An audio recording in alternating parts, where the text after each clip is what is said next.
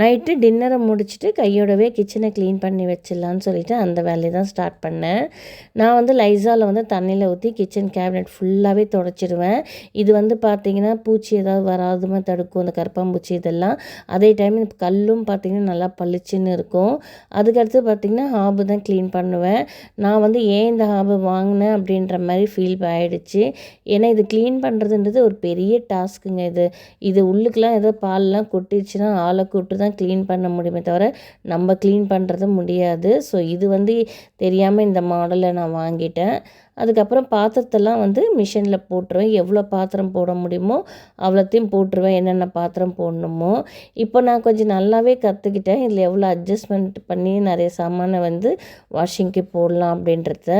So அதை போட்டுட்டு கையோடவே வந்து பார்த்திங்கன்னா இதில் போட முடியாத பாத்திரம் இருக்கும் இல்லையா, அதெல்லாம் வந்து கையோடவே நான் வாஷ் பண்ணி எடுத்து வச்சுடுவேன். அப்படியே வந்து இந்த ஸ்டவ்வோட கம்பிங்களையும் வாஷ் பண்ணிட்டேன்னா ஒரு வேலை முடிஞ்சிடும். இப்போ நான் வந்து எல்லாத்தையும் டெய்லி செய்வேனான்னு கேட்டிங்கன்னா கிடையாது. உடம்பு முடியலை, டயர்டாக இருக்குதுன்னு சொன்னால் விட்டுடுவேன். திரும்பி காலையில் தான் எழுந்து பண்ணுவேன். முடியும் போது இப்போ கையோடு இப்போ இதை பண்ணி வச்சுடுவேன்.